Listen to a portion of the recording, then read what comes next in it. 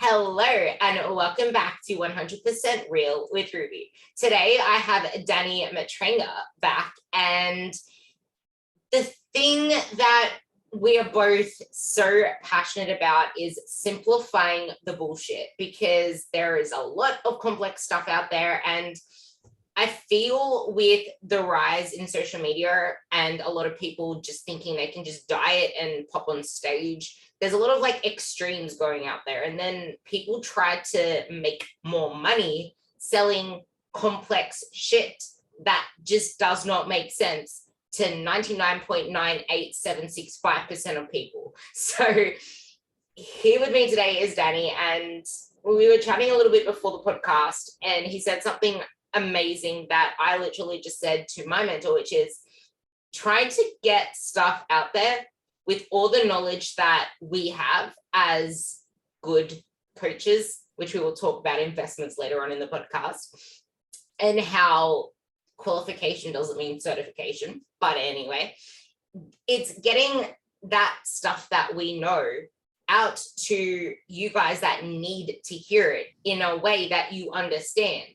But at the same time, something I want Danny to dig into as well is the fact that there are so many of you trying to get this confirmation from here, this confirmation from there, looking for all the answers, that you don't put anything into application.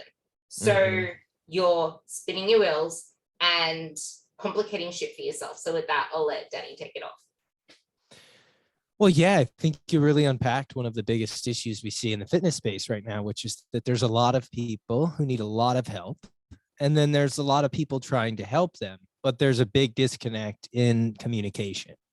And I think social media allows, a unique opportunity for us to create a space to educate and come together and teach people.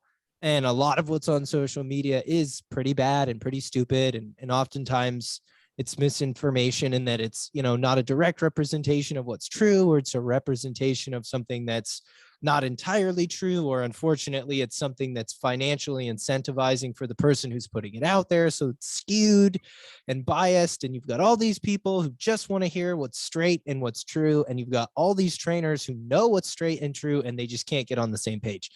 And I think part of the reason for that is because on the communicator's end or on the educator's end, whether you're a fitness professional, a politician, a finance person, whatever it is that you're trying to communicate, you have to remember that people have a limited bandwidth, a limited attention span, and they might not be where you're at. So I find that the best trainers are oftentimes so over the heads of the people that need the most help. The people that are the most qualified to help the most people are the worst at the messaging and the branding thing. And we see this a lot in politics. Like, you don't have to be an incredible politician with phenomenal policy points that really move people. You just have to be a little bit better at communicating a few things than your opponent. And so it's as simple as, is the message you're delivering something that somebody can understand, or is it just something that you're delivering to look smart to your peers, to feel smart to yourself? And I think a lot of fitness professionals who know a lot do a terrible job of communicating effectively to people who are just getting started, which in my opinion is the people that need the most help, and the people who stand probably the most to gain from having somebody who's so good at cutting through bullshit kind of just say, hey, look, why don't you cut in line with me? I climbed and fought and clawed and fought my way to the front of the line where I really know what's good. And I want you to cut the line with me so you don't have to deal with all that same bullshit. And to get you to do that, I have to just be able to explain things to you simply, not in a way that makes me feel good or me feel smart or me look good to my contemporaries, in a way that makes sense. And I think that that's a gap in the fitness industry right now that a lot of coaches are afraid to try to close, because they don't want to seem inferior to their peers, because it's more about how they project what they know than what they actually know. And I think you could make a very real argument that a master is able to communicate what it is that they know very simply to almost anybody. Yeah. And I think that that's something that we need to get better at. That's actually really important to realize, that coaching is not just about qualifications and certifications, because you can have all the knowledge in the world, but are you an effective coach? And textbooks and certifications mean jack shit if you can't apply them to the person there. And it's almost the same as like research studies. They're in a controlled environment with populations that are not you. And I feel like we get it skewed quite a lot. Like, yeah, it shows us something, but is it something that can be applied to you? And for all you guys listening out there, like, take this in as someone consuming that information. Stop looking for complex shit that makes you feel like you are this special person that has to do things this special way if you can't yet master the basics. And this is where investing in a really good coach comes in. And you talk about investments all the time. So maybe you can tie in the whole people having this impatience with extreme approaches, instead of just realizing your body 12 months from now can look entirely different if you did the shit consistently for 12 months versus spinning your wheels for 12 months, 2 years, 3 years, and then saying, I just wasted 3 years. Like, that is a longer period of time. But in the short of it, it doesn't seem like it. But looking ahead to, oh, this is going to be 1 year, all of a sudden it's just like mind blown. So I'll let you take that one on.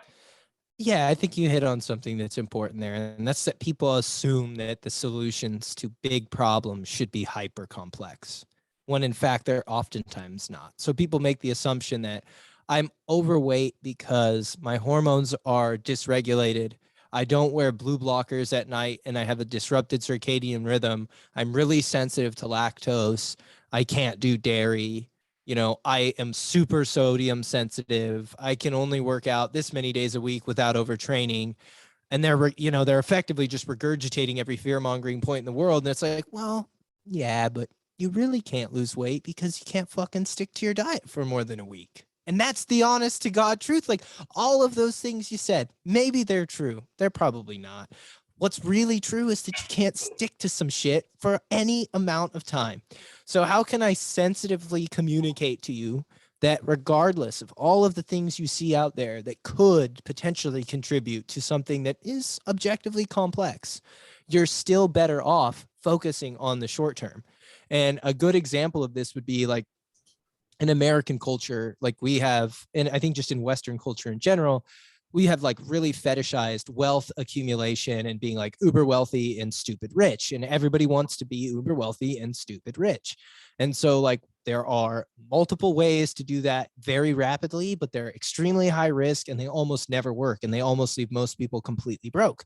And so most people will be like, oh, I'm all in on NFTs, or I'm all in on crypto, or I'm all in on this real estate scheme or this pyramid scheme, or I'm going to do this, I'm going to do that. Like, I've got this thing. This is the thing. Like I'm always looking to be in on the ground floor of the next thing, which is exactly like, oh, I heard about this new diet. Have you heard about this new supplement? It's the same syndrome. But then you also have people that are like, yeah, but if you invest $1,200 a month in the S&P 500 starting at 20 years old, you're guaranteed to be a fucking millionaire by the time you hit 50 without any like potential risk of failure if the stock market does basically what it's done forever. Like, you can literally lock in with one habit, you can lock in, boom, guaranteed millionaire, assuming you have like $1,000 of disposable income and you can commit it to that monthly, which not everybody can. I understand that. But that is literally a formula that is simple as habit multiplied by number of months equals guaranteed outcome. And I know that you made a point that these are not, randomized clinical trials and settings that we can control every variable. But when it comes to weight loss, it's really like habit multiplied by time equals almost guaranteed outcome. When it comes to muscle gain, it's habit multiplied by time equals the best outcome we can get with your genetics. And so how do we communicate through the noise, through all the distractions? Yes, these things matter, but you kind of earn the right to talk about those things and focus on those things when you've nailed down the big rocks. And I think that that's really challenging to communicate to people in a world like this that is increasingly fast paced, that is increasingly full of distractions, and quite frankly, that is increasingly full of marketers and, consumers who are almost looking to overcomplicate things. It's really hard. I love that part with how you compared all of this complex shit that usually overwhelms people to, you just can't stick to your diet. And this is why getting a coach is so beneficial. Like it's honestly, it cuts the time in half.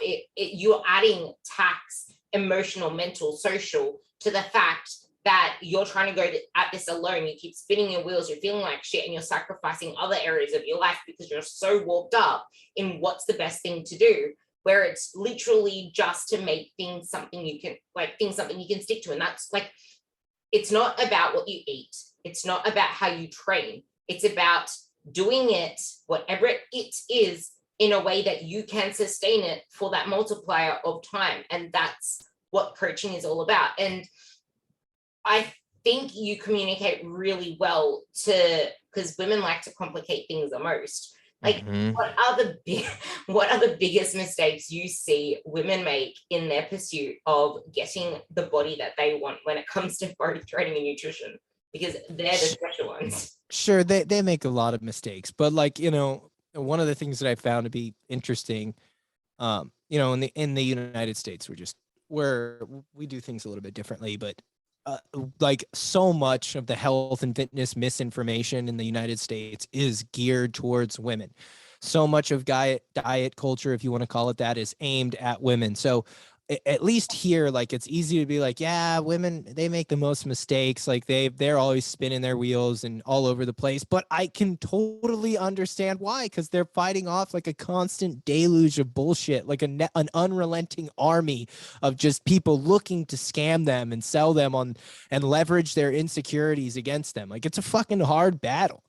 And so, like, the truth of the matter is, like, the first thing you do is you just have to have empathy, and you have to know that battle. And so, like, as a guy who's, you know, dated multiple women over the years, who's worked with multiple women over the years, who has a relationship with a mother, with a cousin, with an aunt, like, I just, you know, think about it. Think about how much bullshit they have got to sift through just to find something that, like you said, they can stick to for a long time. Like, it's substantially harder than it is for men. So the first thing is, like, just first understand who you're talking to, understand that you probably have to help them unlearn just as many things as you have to help them learn.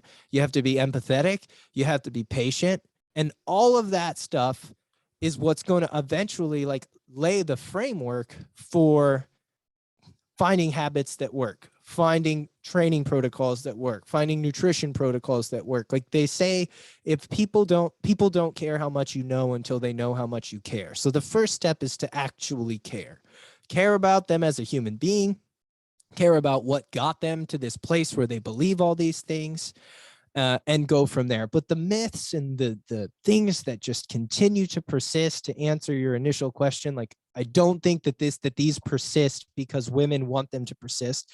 I think they persist because marketers and influencers want them to persist, because it's very easy to capitalize on them. And that's the notion that you have to exercise, you know, in ridiculous, novel, or silly ways that burn a tremendous amount of calories. If you want to burn body fat, that you need to eat extremely reduced carbohydrate diet, that protein is scary, that creatine is scary, that meat is scary, that dairy is scary, that, like, the, you know, hyper orthorexic green fucking juice acai bowl, tiny waist, like that's the secret, the detox and the this and the that, and this, like, picturesque Instagram Beverly Hills, you know, plant-based, that like, it's like crazy. Like you're fighting back against this literal memification of what it is to be fit, when in truth it's like, no. You'll look 10 times better if you just eat enough fucking protein and lift weights 4 days a week. What? No, yeah, you don't need to do any of that shit. You just need to eat some protein, get some sleep, not, you know, drink your weekends away, and lift weights 4 days a week. You'll do 10 times better and save a shit ton of money and time. But you've got to fight through this. And it's very much a challenge for me every single day. Those myths just don't seem to want to quit. Yeah, you touched on a really important note with that protein and salt, because every single time I get someone's food diary or see what someone's eating, it is insane how little on protein it is. But then at the same time, it's like the food choices are abysmal. And then you wonder why they're starving, they're craving. You wonder why they're always overeating. And this leads into what I wanted to touch on next, which is the basics of, yes, but there are people that then overeat and then restrict. And then there are people that also think that more is better. I mean, yeah, more is better, as in more cutting calories, more exercise, more cardio. And then they leave themselves in the cycle of, we just need to stay on 1,400 calories for the rest of our life while we're lifting intense for like 4 days a week. Yeah, and I've seen that theme. More is better when it comes to training and output, and less is better when it comes to intake of calories and nutrition. That is really hard to shake, because the truth of the matter is that fucking works for pretty much everybody. But for how long? Everybody can say, I lost weight on 1,200 calories. Yeah, no shit. That'll work. That will work better than anything. But for how long? Long enough to lose the weight you want to lose? Maybe. But can you keep it off? No. And only if you have like 15 to 20 pounds to lose. Because if you have more than that to lose and you immediately go to the maximum level to which you can restrict your calories, you've got nowhere to go. You will see some level of adaptation that will make losing the rest of the weight effectively miserable and borderline impossible, unless you can continue to just starve yourself and barrel through it, which like 99.9% of people can't fucking do, because they're sane and they have social lives and they want to engage with people. And then they look at like people that compete and they go, well, they can do it, why can't I? And it's like, well, maybe because they have like a borderline neurosis and eating disorder, and that's not actually what healthy looks like. Maybe that's just what you think healthy looks like, because, you know, that's the way you see it. And that's what people see when they go on their phones and they go on social media. So that's one that's really hard to kill, which is this like notion that you have got to hyper restrict and just absolutely crush it with the expenditure. Yeah. And because I was actually that person who did 8-figure comps in a row, it's like, yeah, we may be able to look like we can do that stuff, but all you're seeing is a surface level. You're not seeing what's going on in our minds, our thought process. You don't ask, why is this the main goal? Like for some people, it's just that they lose joy in the process. And this leads into what Danny was just saying as well, and what I've been talking about a lot lately. And that's, you start on this journey with all good intentions, but then along the way, you lose that. And you don't even realize that you've lost that social life and you've lost your sanity with that.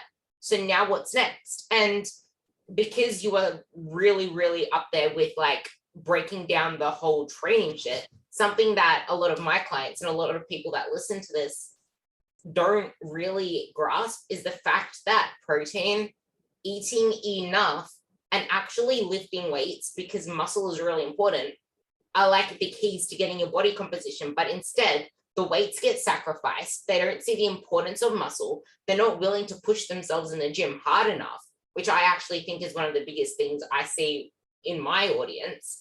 But like, maybe you can create a compelling, simple way to put that across to them on how to actually push themselves, how to actually train for the general woman who wants to get this goal body, and the importance of eating enough. Yeah, sure. So I think you hit on it. Like, you don't want to lose muscle. That's going to make it basically impossible. And you're going to probably look worse than you think when you reach your quote unquote goal weight. If you do not resistance train, you will not have a high likelihood of preserving muscle when you diet. When you decide to enter a calorie deficit, which you'll be doing when you hyper restrict the way most women do, there's this fantasy notion that your body exclusively burns body fat, which it doesn't. It does not. It burns all tissues. Even bone tissue is sacrificed when you're in a deficit. Sorry if that was a shrill yell. But like, so what do we do then? How do we make sure that we lose as much body fat as possible and as little contractile tissue as possible? Well, you eat enough protein and you lift weights. That's what gives your body the rationale to say, hey, hold on to this muscle. We need this shit. We don't want to lose it. And that will protect your metabolism a lot as you lose body fat, because muscle is a little bit more metabolically demanding than body fat. And you want to preserve that tissue so that you're not weak and feeble as you lose tissue. You want to maintain your strength. You want to maintain your shape. So you should totally be lifting while you diet. And in theory, if you are thinking about this in the long run, it's probably better to diet less with less restriction longer for most people than it is to diet with a lot of restriction for shorter term. Meaning, like, if you can take 20 weeks to lose 20 pounds at 1 pound a week, that's probably better than taking 10 pounds to lose 20, or 10 weeks to lose 20 pounds at 2 pounds a week, or 4 weeks to lose 20 pounds at 5 pounds a week. All of those are some form of restriction, but one of them is more manageable. So don't stop lifting. Extend the time frame out that you need to reach your goal. Eat enough protein, eat enough carbs. And if in fact they're taking a longer time, your deficit doesn't have to be so extreme. So you can just go ahead and go at it without starving yourself, still having fuel to train, and you can chip away at the nutrition and the calorie intake as you get closer and closer to your goal. There's no denying that it will probably get hard as you get towards the end, but it's better to not already be like staring down the barrel of 1,200 calories when you just get started. And as for like the training hard thing, I just think it's important for people to be honest with themselves when they're training about how hard they're training. And a really good way to check that is to get a training partner, even if it's just 1 or 2 times a month, to train with you and push each other to train to failure on a couple of exercises that make sense. So don't like go to failure on heavy deadlifts, or don't go to like failure on front squats where you're going to like literally die if you don't have a spotter. But like, yeah, hey, I'm doing hack squats, I'm going to take it to failure. Hey, I'm doing bicep curls, I'm going to take it to failure. And you go, oh shit, all my other training is like totally weak sauce. Like I'm leaving a lot on the table.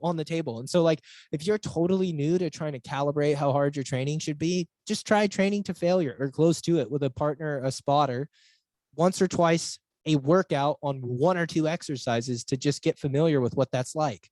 And then slowly start to kind of work towards all of your training reflecting a higher proximity to failure. If you do that, you're going to probably be doing almost everything you possibly could in the gym to be building and preserving muscle. Like if you're training pretty close to failure, you're adding weight to your lifts over time, and you're training with good technique and good exercise selection, you're going to build and maintain muscle, period. It doesn't have to be fucking more complicated than that. Can it be? Oh yeah, it can. But for 99.98765% of people, like you said, it really doesn't have to be. And that's up to the content creator. That's up to the coach. Do you want to try to impress the like 12 nerds who are never going to buy your shit anyway with how much you know about the 1% minutia of muscle growth? Or do you want to communicate the importance of muscle to the 60 to 70% of Americans who have plenty of money to spend and are overweight looking for a serious solution? Muscle is honestly a cheat code for life. Like it's something I will always stand behind, because not only is that your key to metabolic, like you will have a healthier metabolism, you will actually look how you want to look if you chase exactly what Danny just said, building that muscle. And if you do get yourself to a point where you aren't scared of failure, like I fail my weights all the time when I'm like trying to press that last rep for my dumbbell press or whatever it is. Once you get to that point where you aren't fearing that anymore, where you're pushing yourself, where you're actually chasing muscle growth, you will soon realize that what 1,200 calories doesn't even look attractive to you anymore. Like it really doesn't. Even looking at 2,000 calories right now, I don't even want to go to now that I'm way above 2,000. Like you start to fuel your body to build the body that you want, instead of trying to shrink it into such a little slivered piece of like string that you like literally think of that like a string. It's lacking life, it's lacking energy. That is what you're aiming for on this side. Shift your focus to what you're actually focusing on. Stop looking for that complex shit. And I guess to wrap this up is you kind of reinforcing how important it is to, like I was talking about investments, invest in yourself, invest in your health, because you save a lot, not just financially, but mentally, emotionally, socially in the long run. So that would be a really good way to tie it up. Well, like to try to make sense out of the idea of investing in yourself, like, you know, I think that it can be really challenging for people to invest in themselves, because not everybody out there is like, thinks they're worth it. Like a lot of people are just like, what's the point? Like, you know, why should I invest time, energy into my fitness and my wellness? And I think as coaches, we should try to communicate with empathy and just be like, hey man, like, look, or hey girl, look, you're either going to do it or you're not. You're either going to do it or you're not. And it's hard either way, but we'll give you the simplest and most effective pathway to reach your goals and how we communicate. We'll try to cut through the bullshit. But unless somebody wants to do it, and unless somebody knows they should do it and that they're worth it, they might not at any point in time get there. Because in the same way that it's hard to convince somebody to invest money to maybe get more money down the road, it's hard to convince somebody to forego the donut now and, go for the high protein option, because down the road, the reward will be better. And so just being empathetic, trying to, communicate with people the importance of thinking about not what feels good and what's good right now, but what will be good for you down the long road. I think that's where we start with that. But I don't know if that's like the best answer for your question. It kind of is. If you tie that now, like you go, like girls, think of it. It's you're feeling better in the process as well by shifting your focus, by accepting everything that Danny just said, accepting everything that we just spoke about, and focusing on building that body. You don't lose your life in the process. You don't lose your sanity in the process. You start to enjoy it a lot more. So it's not that makes a lot of sense. Totally. I mean, like, this is the thing. Your pursuit of aesthetics, your pursuit of wellness, your pursuit of whatever should not cost you your mental health. Period. End of story. That is not something you can mortgage. If that's what it's going to cost to reach your goal, if like the diets you're pursuing are unsustainable and they're breaking you down and they're running you ragged and they're making life harder, those are not the diets or the methods or the approaches you should be using. Because what you're doing then is you're robbing Peter to pay Paul. You're going to end up with this body. And then when it's all said and done, you're going to look like shit, feel like shit, and not be happy. When if you are like, okay, I'll take that long road, build some confidence, build some self-esteem, be constructive. I'll focus on my long-term, I'll shift to a more long-term format with how I look at this.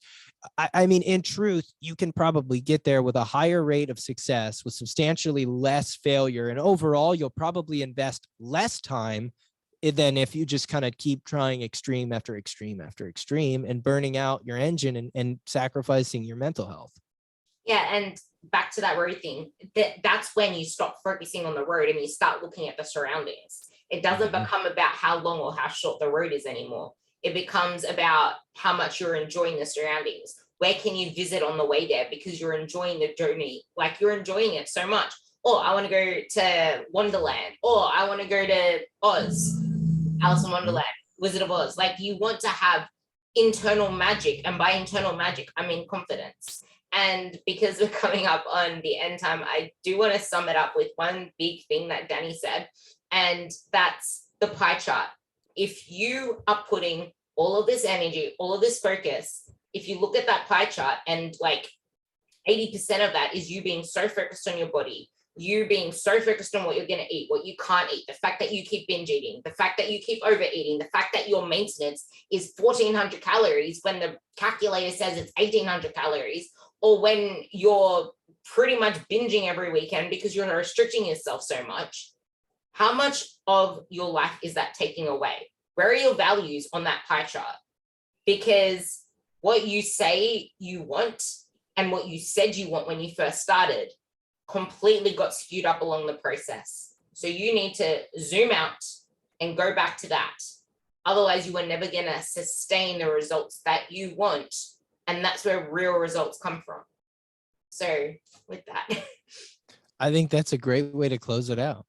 Like there's a million ways to repackage the phrase, enjoy the journey, don't focus on the destination. But I think that most people fail because they're so hyper-focused on getting to the destination that they don't learn the lessons that come along with the journey.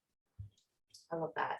That's actually the perfect quote to end this. And with that, thank you for coming on again. And I will put your Instagram below. I think you have everything in your bio on your Instagram anyway. That's the best way to find me. Perfect. So I'll put Danny's Instagram down below. He actually has quite a few amazing things on his Twitter as well. So if you want like short form, cut to the point stuff, I would visit his Twitter and give that a follow. But yeah, thank you so much for coming on. And I can't wait till this comes out. Anytime. Thanks for having me.